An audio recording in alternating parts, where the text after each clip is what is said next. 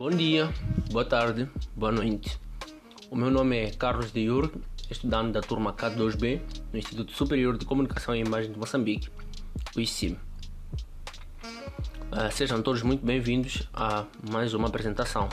E hoje irei abordar a norma contabilística de relato financeiro 27, mais conhecida como NCRF 27, cujo tema é custos de empréstimos obtidos. Ao longo desta aula, iremos abordar um assunto extremamente importante dentro da contabilidade financeira, porque está diretamente ligado à forma como as empresas financiam os seus investimentos e como esses financiamentos devem ser tratados contabilisticamente. Muitas empresas recorrem diariamente a empréstimos bancários para expandir as suas operações. Algumas constroem fábricas, outras adquirem equipamentos industriais, desenvolvem programas informáticos, constroem edifícios ou investem em outros projetos de longa duração. Mas perante essa realidade surge uma questão muito importante. Quando uma empresa obtém um empréstimo para realizar investimento, os juros e os outros encargos financeiros associados a esse empréstimo devem ser registrados imediatamente como um gasto ou devem ser parte ou fazer parte do valor do investimento realizado? Embora a pergunta pareça simples, a resposta exige critérios muito rigorosos e é precisamente para resolver esta questão que existe a norma 27. Ao longo desta aula, vamos perceber a lógica da norma, compreender os seus critérios fundamentais e aprender a aplicá-la corretamente. O meu objetivo não é apenas que memorizem a norma, mas que compreendam a sua lógica e consigam aplicá-la em situações reais. Então vamos a isso. Vamos começar com uma situação muito simples. Imagine uma empresa que pretende construir uma nova fábrica. Essa construção demora 2 anos até ficar pronta. Para financiar a obra, a empresa obtém um empréstimo bancário durante esses 2 anos. A empresa irá pagar juros ao banco. Agora, surge a grande questão. Esses juros são simplesmente uma despesa do período ou fazem parte do custo de construção da fábrica? Para responder a esta questão, precisamos de compreender a lógica econômica por trás da norma. E aqui existe um princípio muito importante.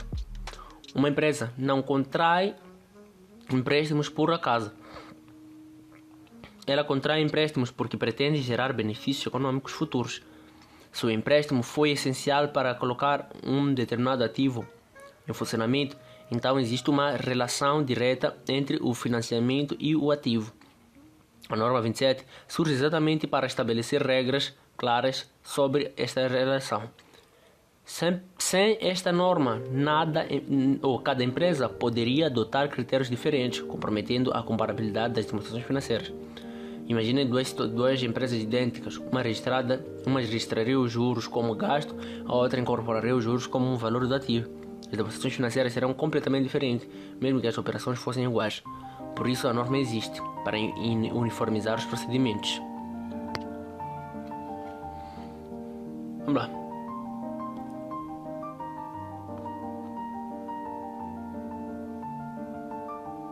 Então vamos a isso. Agora vamos definir formalmente a norma 27. A norma 27 significa norma contabilística e de relato financeiro 27, ou NCRF 27 significa norma contabilística e de relato financeiro 27. Ela tem como base a norma internacional IAS 23, conhecida como Borrowing Costs. O seu principal objetivo é estabelecer critérios para o reconhecimento dos custos associados aos empréstimos obtidos por uma entidade. Aqui surge outro conceito importante. O que significa reconhecimento? Em contabilidade, reconhecer significa identificar o momento e a forma como um determinado elemento deve ser registrado nas demonstrações financeiras. Por exemplo, quando reconhecemos um ativo, estamos a admitir a sua existência contabilística. Quando reconhecemos um gasto, estamos a admitir uma redução dos benefícios econômicos da empresa. No caso, a NCRF 27, a preocupação é definir como reconhecer os custos associados aos empréstimos. A norma procura responder a uma pergunta muito específica. Devemos reconhecer esses custos como gastos ou devemos incorporá-los como valor do ativo? Toda a norma gira em torno desta questão.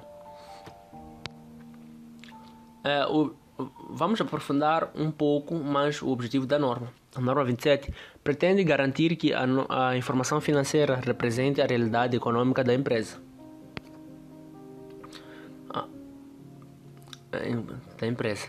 Nem todos os custos financeiros devem ser tratados da mesma forma. Alguns custos devem aumentar o valor dos ativos, outros devem ser reconhecidos imediatamente como gastos. Mas por que razão isto é importante? Porque as demonstrações financeiras são instrumentos de tomada de decisão. Investidores, gestores, credores e acionistas utilizam essas informações para avaliar a saúde financeira da empresa. Se a informação estiver incorreta, as decisões também estarão incorretas. Por isso, a norma procura assegurar que os ativos apresentem um valor adequado e que os gastos sejam reconhecidos no momento correto. A ideia central é respeitar o princípio da representação fidedigna, ou seja, as demonstrações financeiras devem retratar a realidade econômica da empresa. Agora vamos estudar o que a norma considera como custos de empréstimos obtidos. Este é o ponto onde muitos cometemos erros. Quando ouvimos a palavra empréstimos, pensamos imediatamente nos juros, mas a norma vai muito além disso. Ela considera vários tipos de custos. Em primeiro lugar, temos os juros de descobertos bancários. Os descobertos bancários ocorrem quando a empresa utiliza mais dinheiro do que possui na sua conta bancária, mediante a autorização do banco, nesse caso. Em segundo, temos os juros de empréstimos de curto prazo. Em terceiro, temos os juros de empréstimo de longo prazo. Temos ainda a amortização de descontos e prêmios associados aos empréstimos.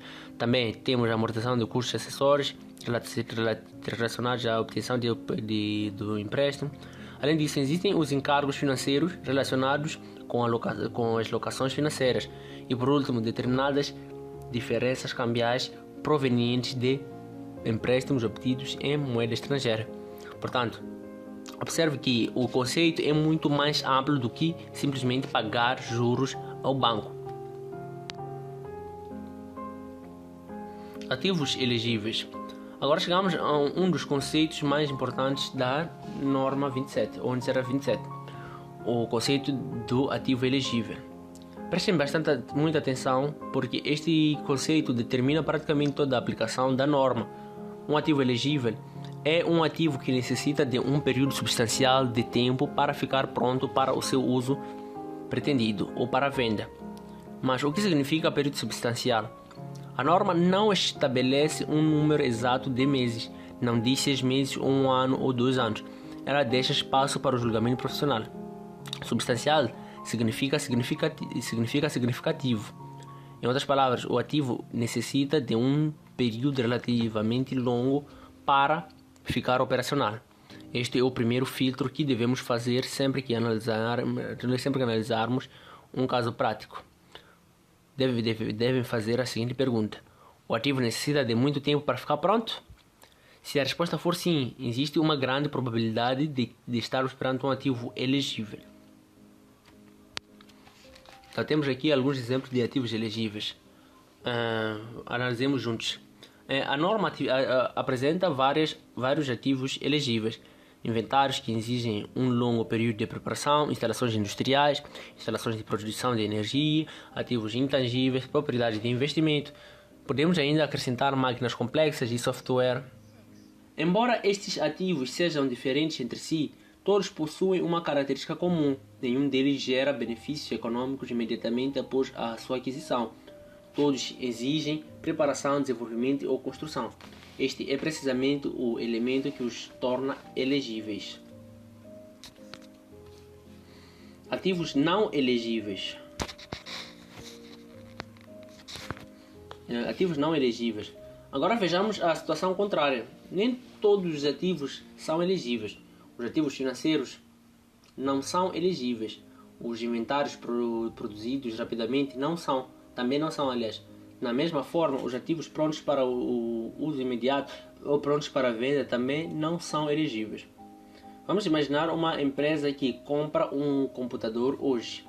A partir do momento em que o computador é entregue, ele já pode ser utilizado. Logo, não existe um período substancial de preparação.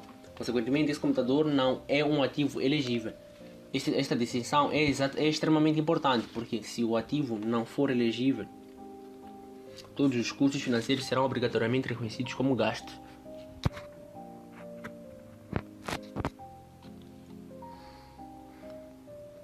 Chegamos agora ao coração da norma 27. Se eu tivesse de resumir toda a norma numa única frase, seria a seguinte: os custos de empréstimos obtidos que sejam diretamente atribuíveis à aquisição, construção ou produção de um ativo elegível devem fazer parte do custo desse ativo. Todos os outros devem ser reconhecidos como gasto. Quero que prestem muita atenção à expressão diretamente atribuíveis. O que isso significa? Significa que devem existir uma relação direta, sim, entre o empréstimo e o ativo. Em outras palavras, devemos ser capazes de dizer: este custo financeiro existiu porque este ativo está a ser construído, produzido ou preparado. Sem esse ativo, esse custo não existiria. Por exemplo, imagina uma empresa que está a construir uma central de produção de energia. Para financiar esse projeto, ele obtém um empréstimo. Os juros pagos ao banco existem precisamente porque a central está a ser construída.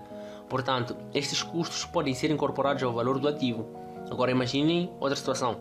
Uma empresa possui um empréstimo destinado a financiar despesas operacionais do dia a dia, como salários, contas de eletricidade e despesas administrativas. Neste caso, não existe qualquer ativo elegível associado. Logo, esses custos financeiros não podem ser capitalizados. Eles serão reconhecidos como gastos. Uma forma simples de memorizar esta regra é simples. É a seguinte, aliás.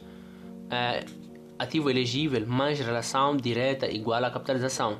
A ausência de ativo elegível ou a ausência de relação direta igual a gasto. Esta é a base de toda a norma. Agora surge uma pergunta muito importante. Será que basta existir um ativo elegível para podermos capitalizar os custos? A resposta é não. A norma estabelece duas condições fundamentais. A primeira condição é a existência de benefícios econômicos futuros, mas o que são benefícios econômicos, aliás? São todos os ganhos que a empresa deve esperar obter ou a empresa espera obter através daquele ativo. Por exemplo, uma máquina industrial permitirá aumentar a produção, um software permitirá melhorar a eficiência operacional, uma fábrica permitirá aumentar as vendas. Todos estes benefícios ocorrerão no futuro. A segunda condição é que os custos possam ser mensurados com fiabilidade. Ou seja, a empresa deve ser capaz de calcular esses custos com precisão. A contabilidade trabalha com a informação objetiva e verificável. Não podemos capitalizar valores estimados de forma arbitrária. Existe ainda uma situação muito importante mencionada no material. Imaginem que um projeto está a ser desenvolvido, mas existem sérias dúvidas sobre a sua viabilidade. Por exemplo, a empresa já não tem garantias de que o projeto será concluído. Nesse caso, não faz sentido continuar a incorporar os custos financeiros no valor do ativo, porque talvez esse ativo nunca venha a gerar benefícios econômicos. Nessas situações, os encargos financeiros deverão ser reconhecidos diretamente como gastos. Empréstimos específicos. Agora vamos estudar os empréstimos específicos. Primeiro, precisamos de entender o conceito. Um empréstimo específico é um empréstimo obtido exclusivamente para financiar um determinado ativo elegível. Vou repetir, exclusivamente para financiar um determinado ativo elegível. Por exemplo, uma empresa pretende construir uma nova fábrica. Para isso, solicita um empréstimo bancário de 50 milhões de meticais. Esse empréstimo não será utilizado para pagar salários, comprar combustível ou pagar fornecedores. Ele será utilizado apenas para a construção da fábrica. Nesse caso, estamos perante um empréstimo específico. O cálculo dos custos a capitalizar torna-se relativamente simples. A norma estabelece que devemos considerar um total dos custos reais suportados durante o período. Mas existe uma exceção. Devemos deduzir quaisquer rendimentos obtidos através da aplicação temporária desses recursos. Vamos imaginar uma situação. A empresa recebe um empréstimo hoje, mas a construção só começa daqui a 3 meses. Durante esse período, o dinheiro permanece aplicado numa conta remunerada e gera juros. Esses rendimentos devem ser deduzidos. Por quê? Porque a empresa não pode beneficiar duas vezes do mesmo recurso financeiro. Este é um princípio de prudência contabilística. Nem sempre a realidade... Então vamos ver isso. Empréstimos genéricos. Nem sempre a realidade empresarial é tão simples. Muitas empresas possuem vários empréstimos ao mesmo tempo. Alguns servem para investimentos, outros servem para atividades operacionais.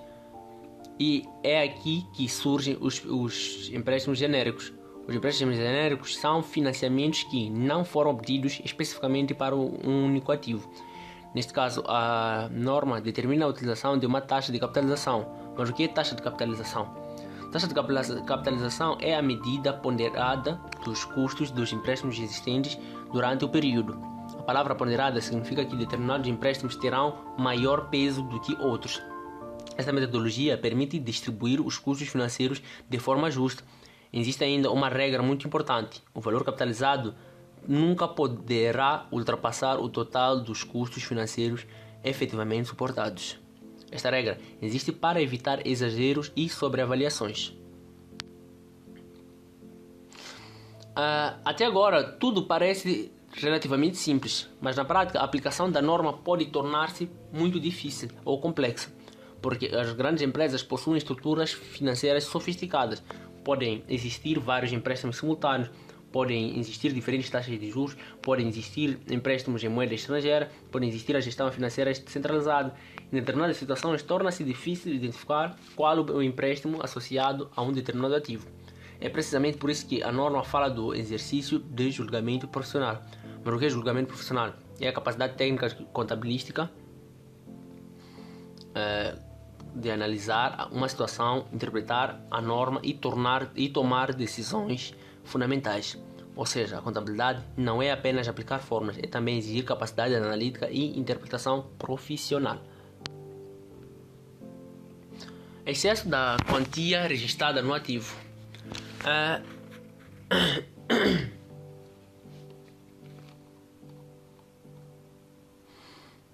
Vamos falar agora sobre o início da capitalização. Chegamos agora a uma das perguntas mais frequentes. Quando começa a capitalização? A resposta é muito simples. Ela só começa quando três condições acontecerem ao mesmo tempo. Primeira condição: a empresa já efetuou dispêndios com o ativo. Mas o que são dispêndios? Dispêndios são os recursos utilizados para desenvolver o ativo. Podem ser pagamentos em dinheiro, transferências de ativos ou assuntos de passivos, ou assunção de passivos, aliás. Segunda condição: a empresa já está a suportar custos financeiros, ou seja, a empresa já está a gerar encargos. Terceira condição: as atividades necessárias para preparar os ativos já começaram. Se faltar uma dessas condições, a capitalização não pode começar. Este é um detalhe muito importante em provas.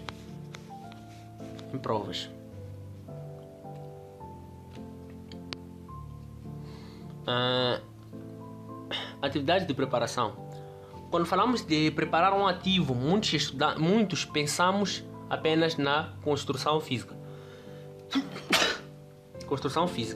Mas a norma deixa claro que o conceito é muito mais amplo. Preparar um ativo inclui atividades técnicas, atividades administrativas, planeamento, obtenção de licenças, estudos preliminares, em outras palavras, tudo aquilo que é necessário para colocar o ativo em condições de funcionamento. Por outro lado, a simples posse do ativo não é suficiente. Por exemplo, uma empresa compra um terreno, para construir uma fábrica daqui a uns 2 anos. Se não existir qualquer atividade em curso, os custos de financiamento não podem ser capitalizados porque ainda não existe desenvolvimento efetivo.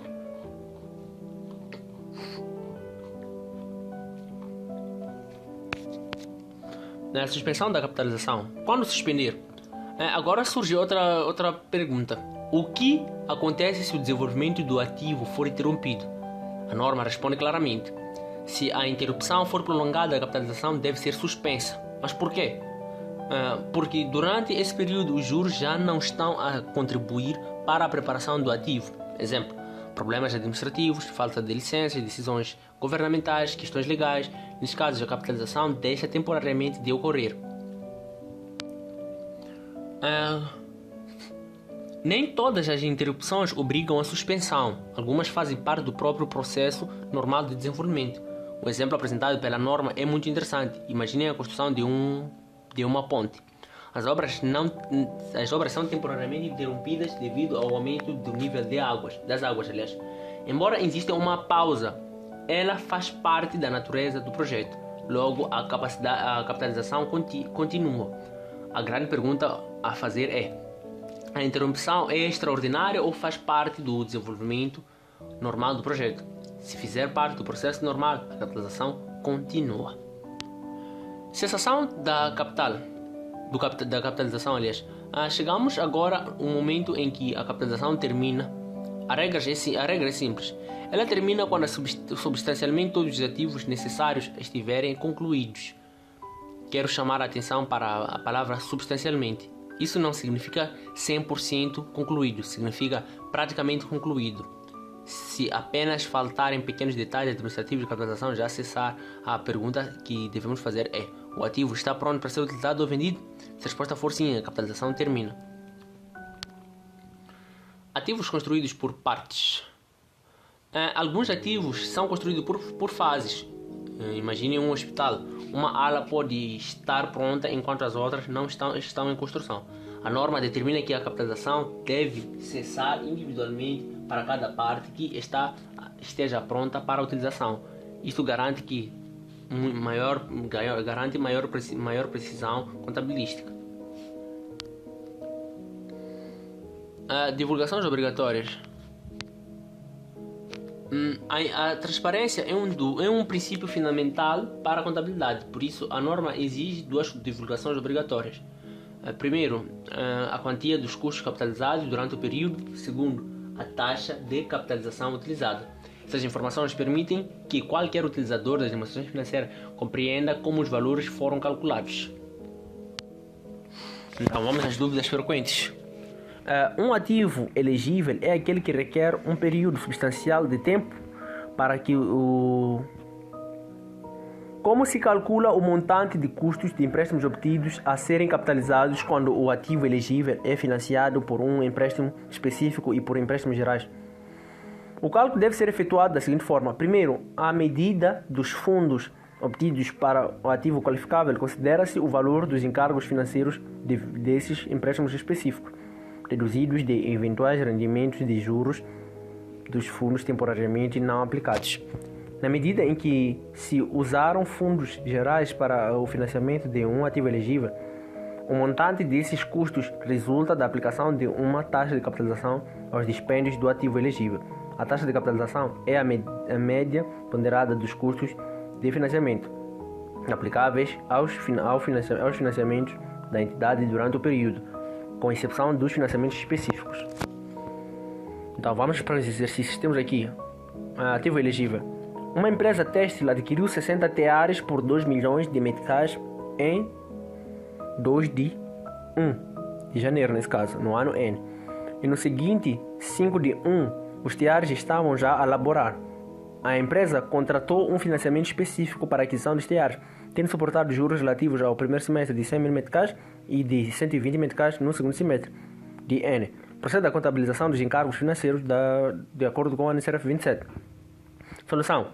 A solução neste caso é os teares não são ativos elegíveis, uma vez que não requerem um período substancial de tempo até ficarem prontos para sua utilização. Assim, a empresa terá de contabilizar os custos de empréstimos obtidos como gastos do período. Exercício 3. Ativos inicialmente elegíveis, mas que deixam de ser. Um lote específico de aguardentes velhos conclui o seu processo de envelhecimento, estando já disponível para venda. No entanto, a empresa não vendeu qualquer unidade desse lote durante o período substancial do tempo. Os custos de empréstimos obtidos podem ser capitalizados integrando o valor dos inventários? A solução é simples. Não. A partir do momento em que os aguardentes completaram o processo de envelhecimento e ficaram disponíveis para venda, deixaram de ser ativos elegíveis, pelos que os custos de empréstimos obtidos terão de passar a ser contabilizados como gastos do período. Exercício 4, temos aqui reconhecimento de empréstimos específicos. Uma entidade está a construir uma nova fábrica, tendo a construção sido iniciada em 1 de setembro de N. Resume-se abaixo os custos de construção em meticais. Então, em setembro do ano N foram gastos 100 mil meticais, o custo foi de 100 mil meticais. Em outubro de N foi 250, em novembro foi 250 mil, em dezembro foi 250 mil meticais. Presume-se que os custos foram incorridos no início de cada mês. A construção da fábrica foi assegurada por um financiamento específico do valor de 1 milhão de meticais, o qual foi recebido de 1 de setembro de N.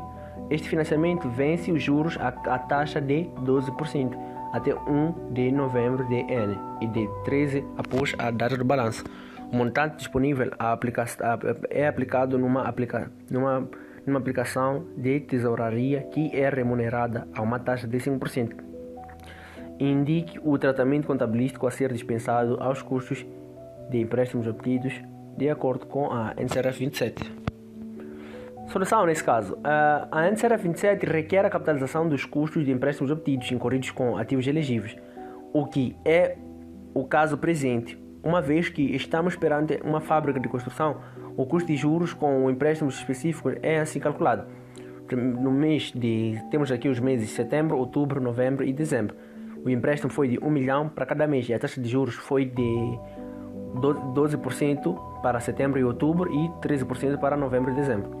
Então, o valor dos juros, nesse caso, a cada mês serão juros de 10 mil meticais para setembro e outubro, visto que a taxa era de 12%, e para o mês de novembro e dezembro, o valor dos juros serão de 10.833 mil meticais, visto que a taxa subiu dos antes 12% para os 13%. Então, no total, nesse tempo, teremos um valor total de juros de 41.666.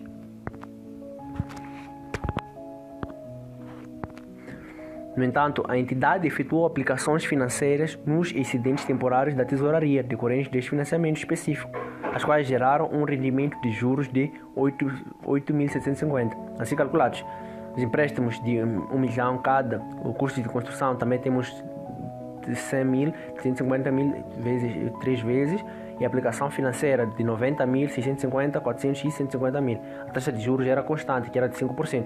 E os rendimentos de juros eram de 3. No primeiro mês foi de 3.750, no segundo foi de 2.708, no terceiro foi de 1.667 e no quarto foi de 625 mil, tendo dado um total de 8.750 mil meticais.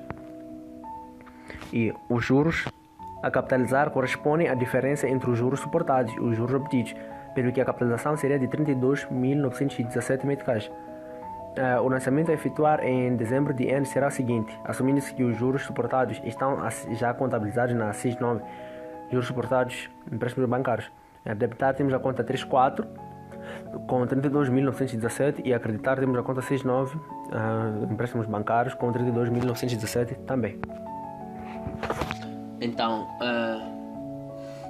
chegamos ao fim de mais uma apresentação, mas antes de terminar, quero que compreenda a filosofia por trás da norma 27. Esta norma não pretende complicar a contabilidade, ela pretende aproximar a informação financeira da realidade econômica. Os custos financeiros não existem isoladamente. Muitas vezes eles são o preço que a empresa paga para construir ativos que irão gerar benefícios econômicos durante muitos anos. Por isso, em determinadas situações, faz todo o sentido incorporá-los no valor do ativo.